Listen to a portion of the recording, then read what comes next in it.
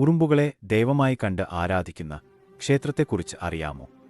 കണ്ണൂർ തേയാട്ടട കിഴുന്നപ്പാറ നിവാസികൾക്ക് ഉറുമ്പുകൾ ദൈവതുല്യമാണ്.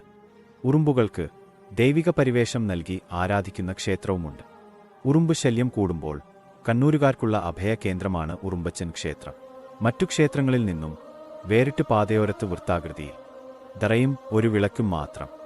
നൂറ്റാണ്ടുകൾ പഴക്കമുണ്ടെന്ന് വിശ്വസിക്കുന്ന ഇവിടെ ഉറുമ്പച്ചന്റെ സാന്നിധ്യം ഉണ്ടെന്നാണ് വിശ്വാസം.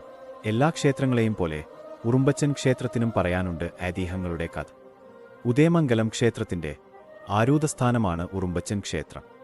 4 നൂറ്റാണ്ടുകൾക്കു മുമ്പ് ഗണപതി ക്ഷേത്രം പണിയാൻ ഇവിടെ കുട്ടിയടിച്ചിരുന്നു.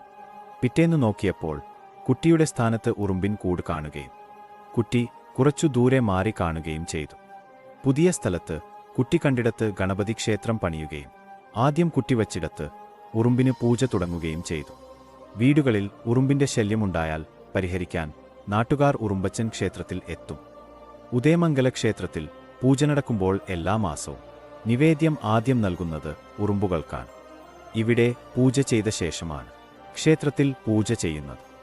സുബ്രഹ്മണ്യന്റെ ചൈതന്യം ഇവിടെ ഉണ്ടെന്ന വിശ്വാസത്തിൽ ദിവസവും വിളക്കും വയ്ക്കുന്നുണ്ട്. വിശ്വാസികൾ കൊണ്ടുവരുന്ന നാളികേരം ഉടച്ച് വെള്ളം തറയിലൊഴുക്കുന്നതാണ് വഴിപാട്.